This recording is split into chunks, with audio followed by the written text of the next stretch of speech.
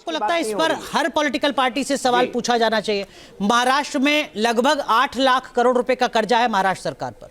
देखिए, ऐसा है कि जहाँ तक विकास की बात है तो अगर हम देखें तो ये वाला इलेक्शन ही नहीं बल्कि अगर पहले के भी अगर हम देखें इलेक्शन, जिस समय अगर आपको ध्यान होगा अटल बिहारी वाजपेयी जिस समय प्राइम मिनिस्टर थे, इंडिया शाइनिंग का उस समय नारा था कि इंडिया शाइनिंग, और उस समय स्टॉक मार्केट ऊपर था। लेकिन मतलब जो भी था, खैर हमारे जो भी इकोनॉमिक इंडिकेटर्स होते हैं वो इकोनॉमिक इंडिकेटर सारे के सारे ऊपर थे।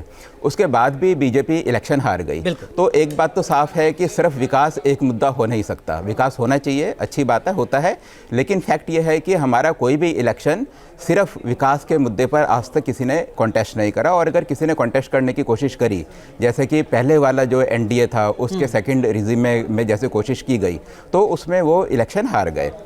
दूसरी बात क्या है कि अगर आप देखें तो ये विकास की ही नहीं, आज आप देखें ना कि हमारा जो जीडीपी का जो खर्च एजुकेशन पे होना चाहिए वो आज की रेट तक खर्च नहीं हुआ पिछले 70-80 साल में।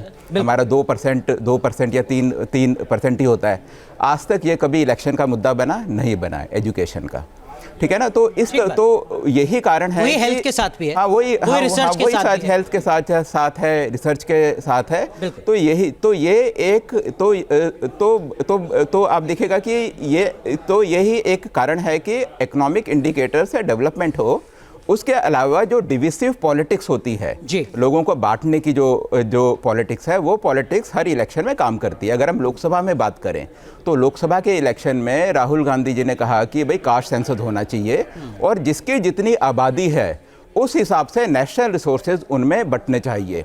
और उन्होंने तो बल्कि उस समय तो ये भी था वो मतलब कि उस समय मनमोहन सिंह का वो कोट भी सामने आया जिसमें उन्होंने कहा कि मुस्लिम्स का हमारे देश के नेशनल रिसोर्सेज में पहला हक है। अगर ये सारी बातें इलेक्शन में आई हैं तो ये अगर डिविसिव पॉलिटिक्स नहीं है तो क्या है?